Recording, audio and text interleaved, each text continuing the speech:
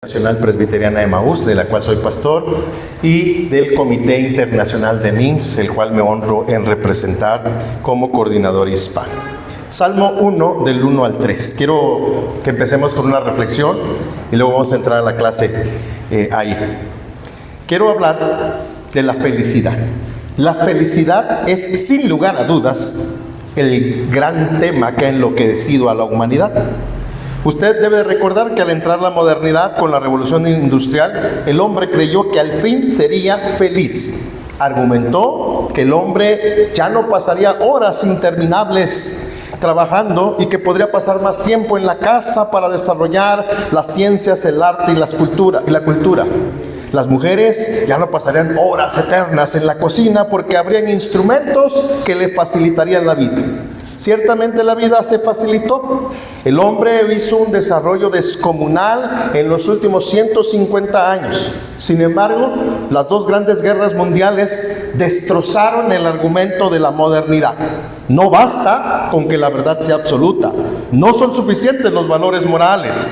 La laboriosidad no alcanza para obtener la felicidad. La unidad familiar, el beneficio común, no han traído felicidad a la humanidad. El hombre moderno fracasó. Y entonces llegó la posmodernidad.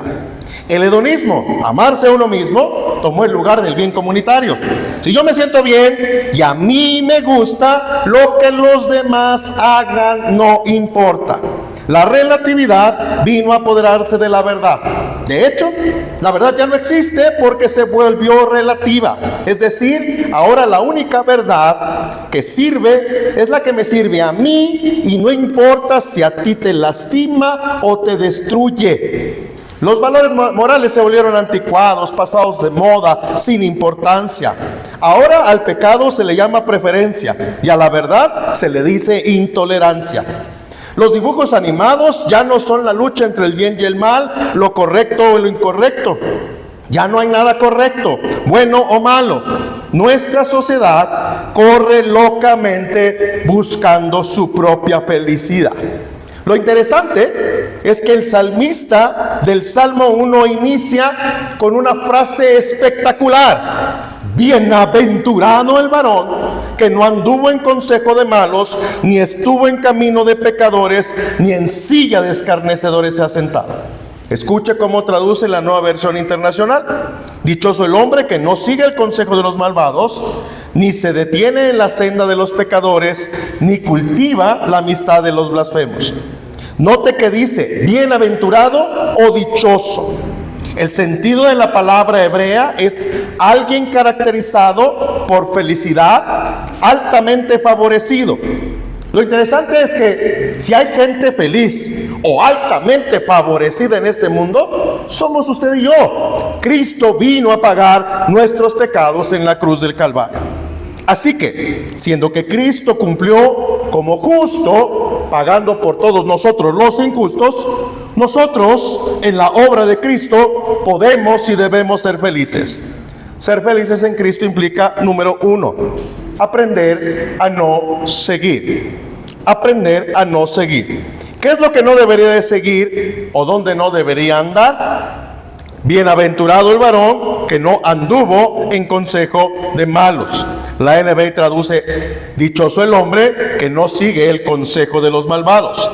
Note cómo la 60 traduce anduvo y la NBI traduce no sigue. En hebreo, efectivamente el verbo es andar, pero en hebreo existe una conjugación que implica el proceso de escuchar, razonar y actuar. No anduvo en consejo de malos o no sigue el consejo de los malvados, implica el proceso de escuchar, razonar y actuar.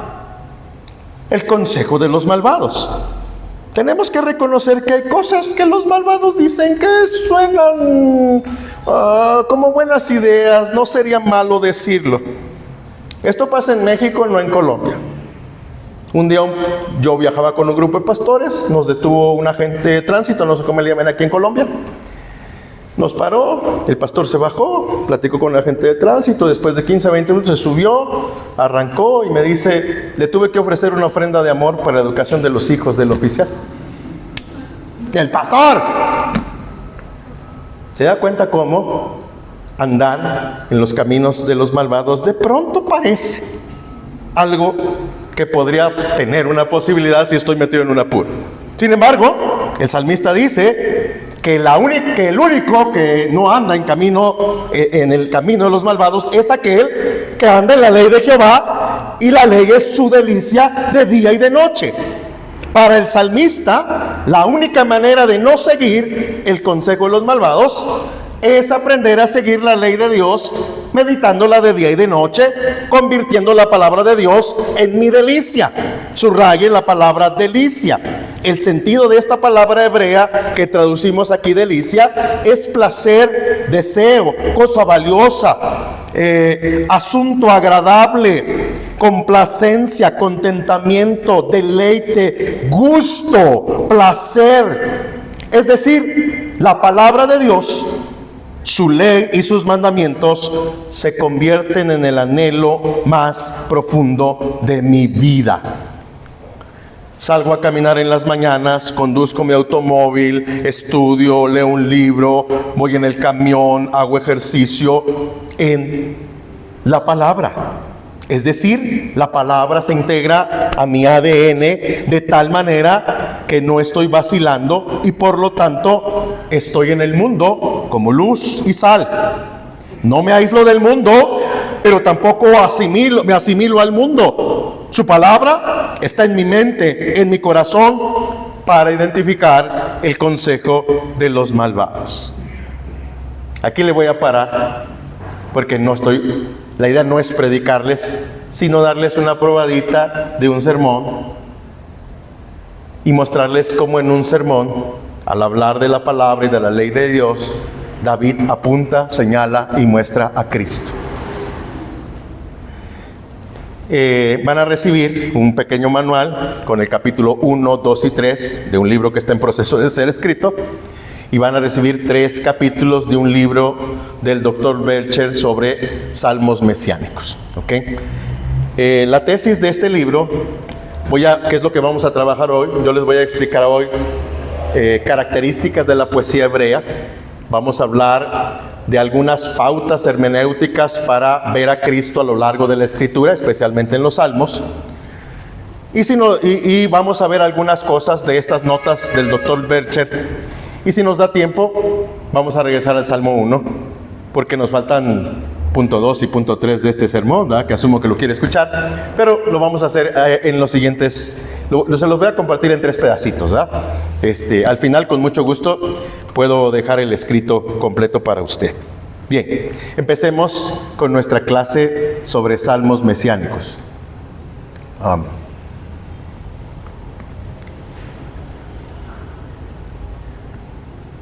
Ahí está, muy bien. Ahora, ¿por qué mostrar a Cristo en cada salmo? Esto es importante porque el Antiguo Testamento representa en sí mismo un desafío, y el Salterio como tal tiene sus propios desafíos y características que tenemos que aprender a sortear para mostrar a Cristo en la Escritura. Una premisa importante es que todo el Antiguo Testamento apunta, señala y muestra a Cristo. Vamos a usar algunos asuntos de tipología, les voy a mostrar algunas cosas de cómo hacerlo, pero lo importante aquí esta es una premisa esencial para nosotros. Ahora, es vital que nosotros aprendamos cómo lidiar con este asunto. Aquí está, muy bien. El Salterio como tal es todo un tema de temas y preocupaciones con su propia perspectiva teológica, pero utilizando un lenguaje práctico y metafórico. Los salmos nos van a presentar verdades bíblicas, van a abordar temas teológicos, pero con un lenguaje poético y metafórico. Esto es importante porque no podemos interpretar literalmente los salmos, porque es poesía, es metáfora, pero no es una metáfora en español. Aunque yo tengo los salmos en español gracias a la traducción, mi consejo aquí es hacer lo siguiente inicialmente como ejercicio de interpretación. Necesitas tener 2 traducciones con 2 técnicas diferentes para empezar. Si no sabes griego y hebreo, lo primero que tienes que hacer es comparar. Por ejemplo, Salmo 23. La Reina Valera 60 traduce: Jehová es mi pastor, nada me faltará. Parece que el verbo final está en futuro. Si lo lees en la NBI traduce: el Señor es mi pastor, nada me falta. Presente. ¿Faltará? Falta. Ahí hay algo.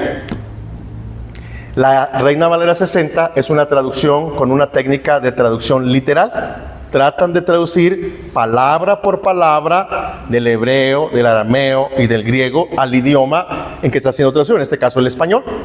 No siempre lo hace exitosamente, ¿ok? A veces utiliza equivalencia dinámica. Pero en general, por ejemplo, en griego, Filipenses en griego, en español, la 60 traduce: regocijaos en el Señor. Otra vez os digo, regocijaos. En griego, si lo quisiéramos traducir literal, palabra por palabra, tendremos que traducir: regocijaos, regocijaos. Otra vez os digo, regocijaos. Y eso es un pleonasmo en español, no vamos a repetir dos veces el mismo verbo, le ponemos signos de interrogación, signos de admiración y se resuelve el problema. ¿Ok? Pero el punto aquí es que es importante notar, la 60 es una muy buena traducción, aunque antigua, es una muy buena traducción de los idiomas originales al español palabra por palabra. Una traducción protestante y moderna es la Santa Biblia Textual, que la pueden ahora conseguir en línea muy fácil. Muy buenas. Ok. Ahora, el siguiente tipo de Biblias, o la siguiente técnica de traducción de Biblias, es la equivalencia dinámica. La equivalencia dinámica tiene como propósito transmitirnos el sentido de lo que el escritor en el idioma original quiere decir, respetando el sentido gramatical de las frases. Y entonces nos encontramos, el ejemplo para ilustrar esto es muy fácil. Juan 21. Jesús le pregunta a Pedro: Pedro, ¿me amas? En la 60. Y Pedro contesta: Señor, tú sabes que te amo. Y Jesús le contesta: apacienta mis ovejas. Le pregunta la segunda vez: Pedro, ¿me amas? Y Pedro contesta: sí, Señor, tú sabes que te amo. Pedro, apacienta mis ovejas. La tercera vez: Pedro, ¿me amas? Y Pedro se entristece la tercera vez. Yo he escuchado cada barbaridad de que Pedro se entristeció. En griego es muy fácil, porque en griego hay 5 palabras diferentes que al español se traducen amor. Ágape, que es el amor que solo Dios merece, es el amor con que Dios nos ama. Eros es el amor entre el esposo y la esposa en el contexto del matrimonio. Fileo, el amor entre padres e hijos, hermanos, amigos, compadres, etc. Hay una palabra griega para el amor a las cosas y hay una palabra griega para el amor a los animales. En griego es muy fácil. Y en griego hay un juego de palabras. En griego, Jesús le está diciendo a Pedro: Pedro, agápasme. Pedro, ¿me amas con el amor que solo Dios merece? Y Pedro contesta: fileo, sí. Señor, te quiero como un padre, te quiero como un hermano. Eres el brother que nunca había tenido en toda mi vida. Pero no es lo que Jesús está pidiendo. Aún así Jesús le dice: apacienta mis ovejas. La segunda vez le dice: agápasme. Y Pedro vuelve a reprobar: fileo, sí. La tercera vez es fileosme. Cabezón de Pedro está entendiendo. ¿Ok? Pero en español la 60 está traduciendo correctamente, porque ambas palabras se traducen en español amor. La NBI hace una equivalencia dinámica. Pedro, ¿me amas? Señor, te quiero. Pedro, ¿me amas? Señor, te quiero. Pedro, ¿me quieres? Y en español hay un abismo entre te amo y te quiero. Amén. Y entonces, lo primero que tiene que hacer es buscar dos Biblias protestantes con técnicas diferentes. Yo recomiendo Reina Valera 60 y Nueva Versión Internacional. ¿Ok? Volvamos al Salmo 23. Jehová es mi pastor, nada me faltará. El Señor es mi pastor, NBI, nada me falta. Ahí hay algo que intuyes de pura intuición. Obviamente hay que orar antes de leer, hay que pedir que el Espíritu Santo nos dirija. Si dice que faltará o falta, tal vez la idea es que se está refiriendo a una acción continua. ¿Ok?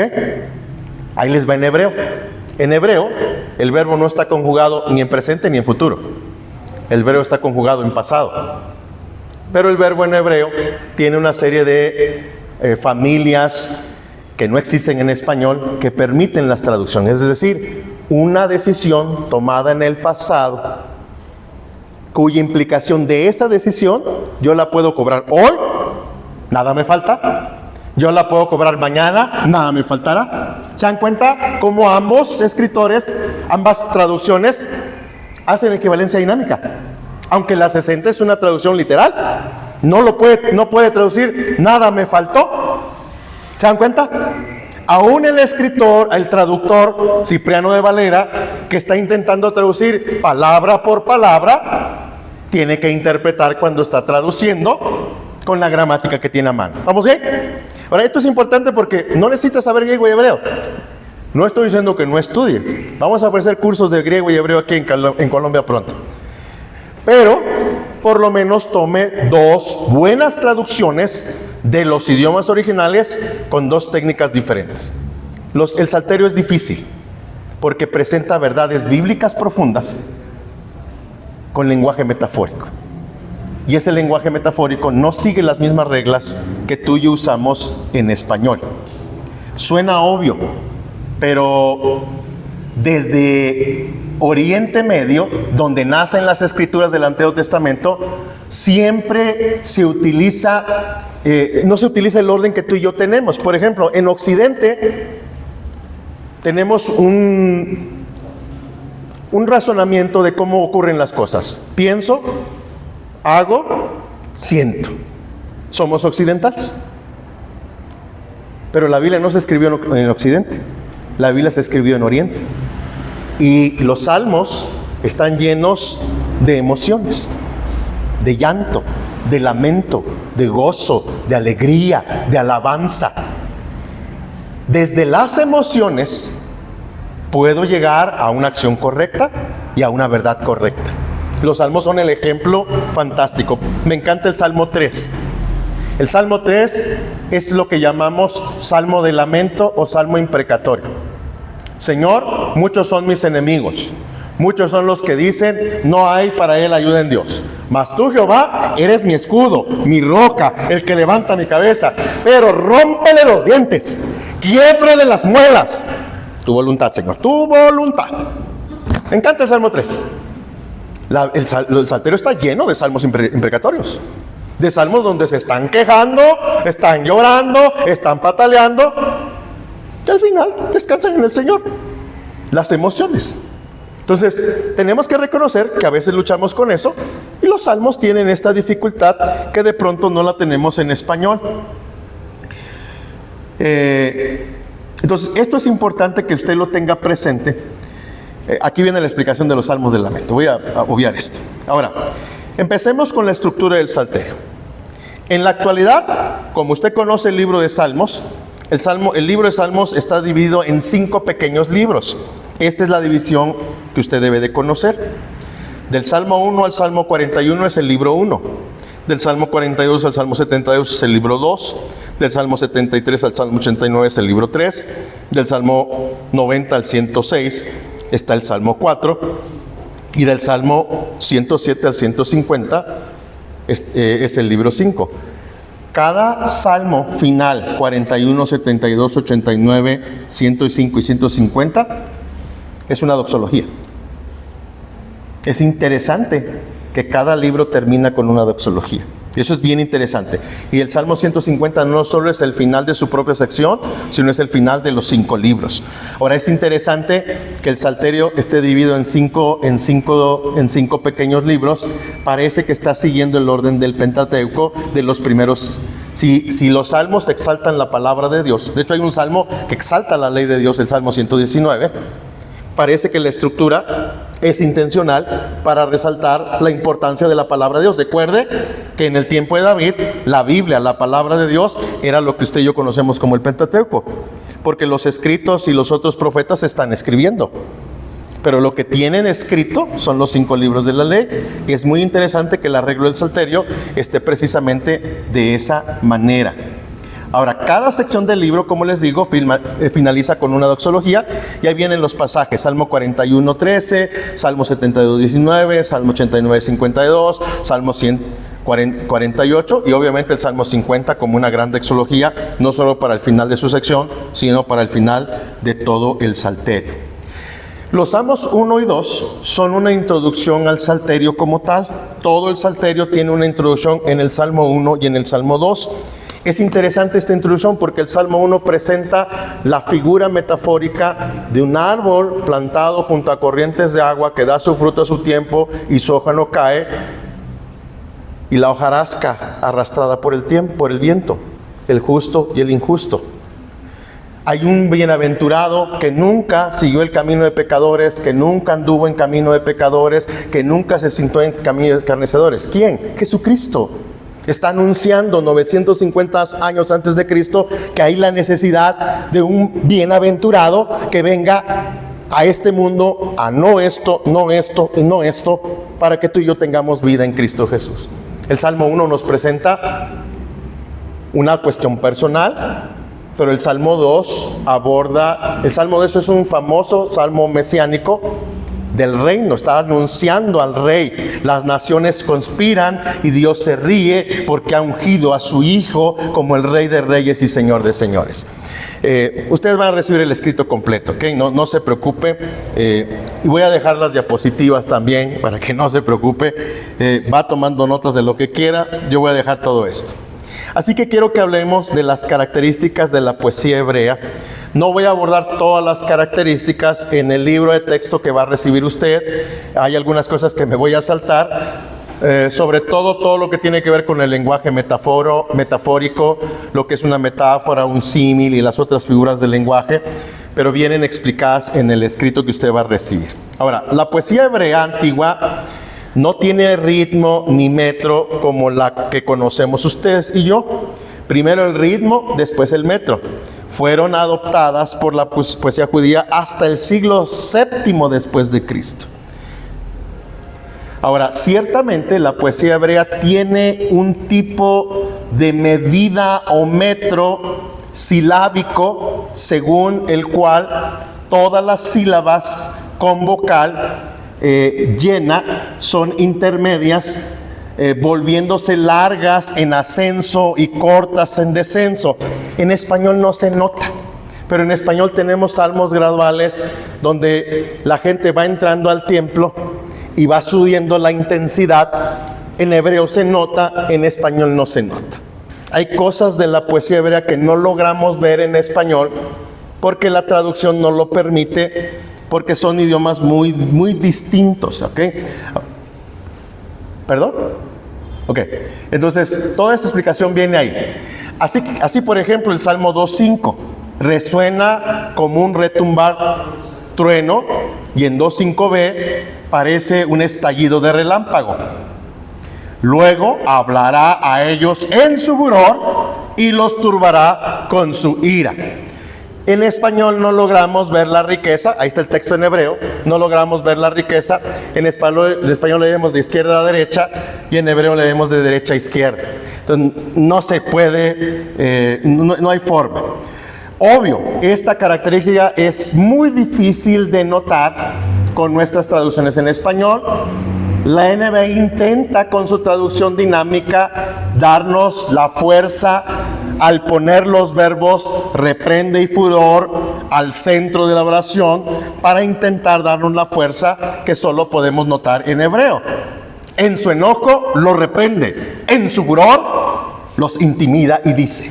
Noten la diferencia de cómo la 60 presenta la traducción palabra por palabra y cómo la NBI, al tratar de transmitirnos el sentido del lenguaje en español, lo que hace es poner los verbos principales al centro de la oración para tratar de darnos la fuerza que la oración en hebreo naturalmente, con el alargue de sílabas y el acorte de sílabas, puede notarse cuando podemos leer hebreo. No es importante, pero sí es importante que tengas presente que estas son características obvias de la traducción. Ahora, con respecto al ritmo, es interesante que el hebreo En el hebreo no se riman ni palabras ni frases, sino pensamientos o ideas. Esto es importante porque esto sí les va a servir mucho. Porque hay una característica de la poesía hebrea que se llaman paralelismos. Las rimas en hebreo se llaman paralelismos. No son equivalentes a las rimas en español, porque las rimas en español riman palabras, sílabas o frases. Pero en hebreo se riman pensamientos y hay por lo menos 6 o 7 tipos de rimas que tenemos que revisar. Un gran ejercicio para esto sería tomar el libro de Proverbios e ir buscando qué tipo de paralelismo es cada versículo. Es un ejercicio fantástico que yo recomiendo mucho para que lo practiquen un poco. Ahora, como hemos explicado, la ausencia de rima y métrica en la poesía hebrea no implica que no haya armonía, sino que esta armonía es diferente a la armonía en español.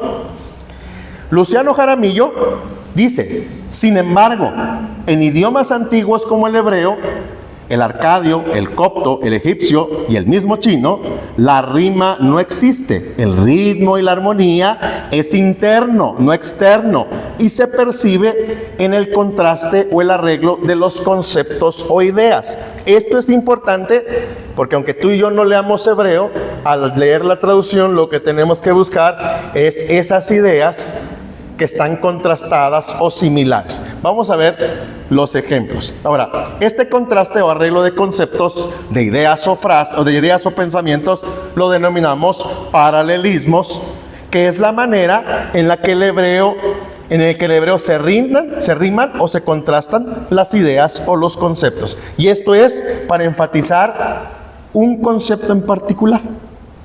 ¿Ok? Y eso es bien importante.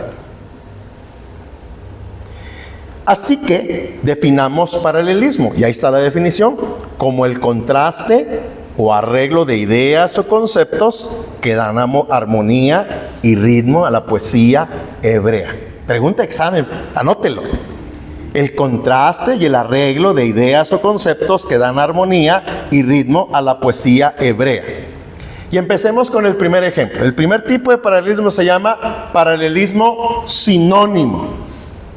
Este tipo de paralelismo es el que compara dos ideas semejantes o equivalentes o sinónimas, como su nombre lo dice. Recuerde que son ideas o pensamientos equivalentes, semejantes o sinónimos. Ejemplo, Salmo 2.1. ¿Por qué se amotinan las gentes? Note, ahí hay una coma, o siempre habrá una coma o un punto y coma. Primera idea. ¿Por qué se amotinan las gentes? Segunda idea. Y los pueblos piensan cosas vanas. Noten cómo gentes y pueblos piensan cosas vanas y se amotinan. Son conceptos sinónimos para señalar una sola idea.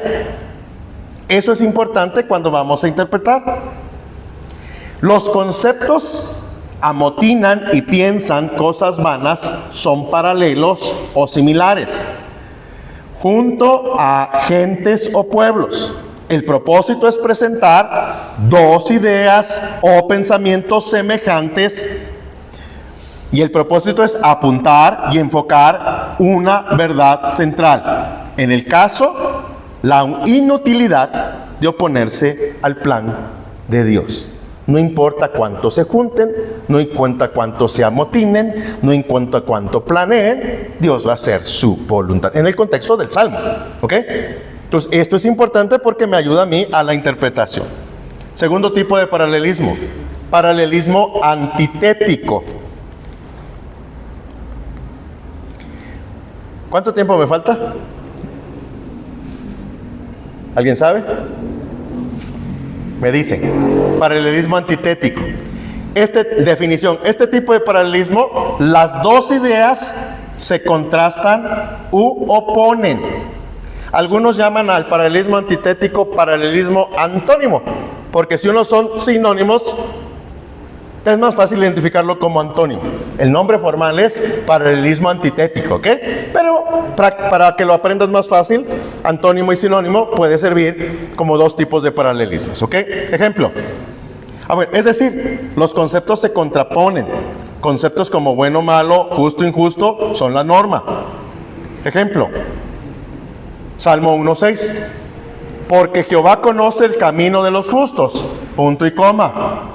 Primera idea. Mas la senda de los malos perecerá.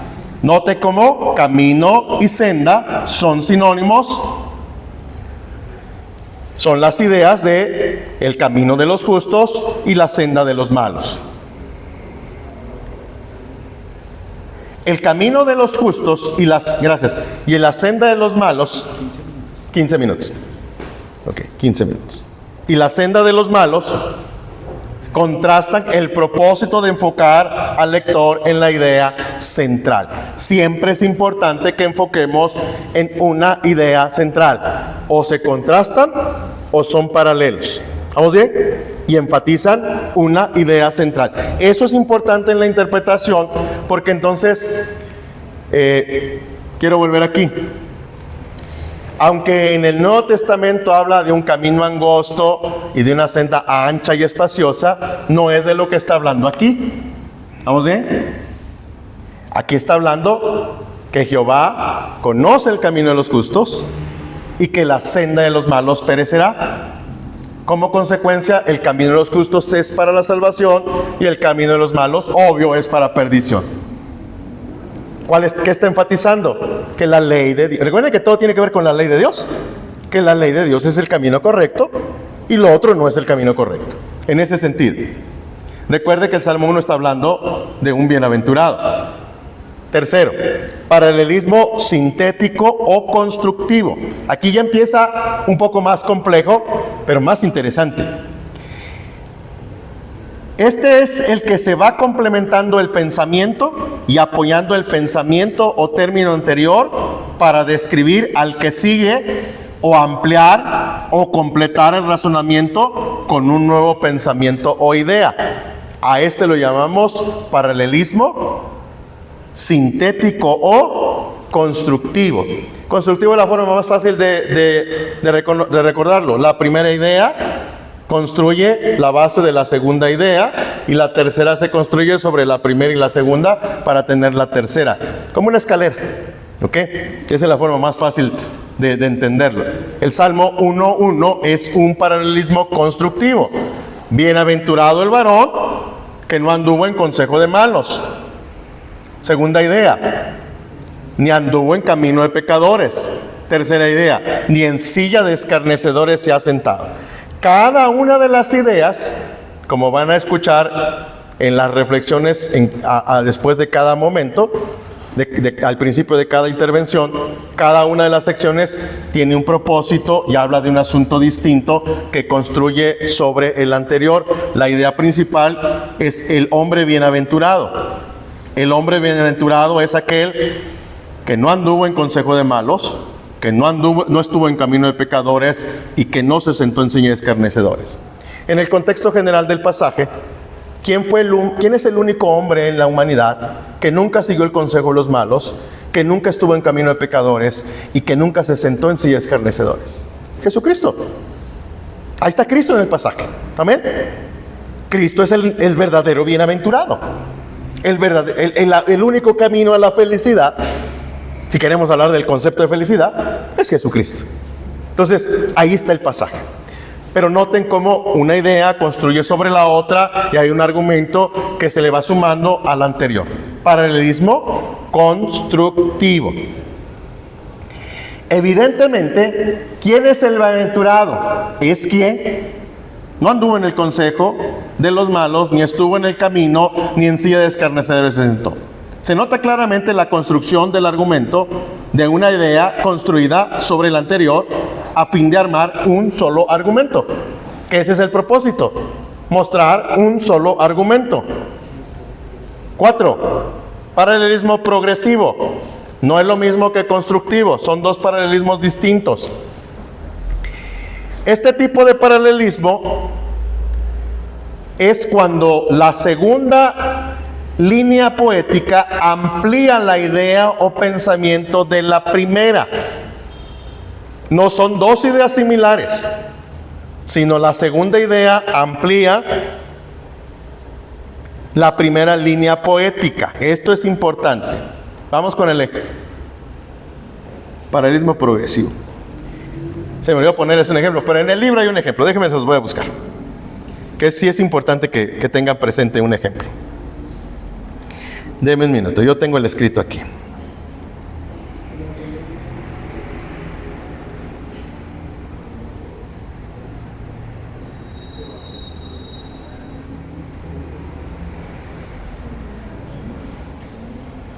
Paralelismo progresivo.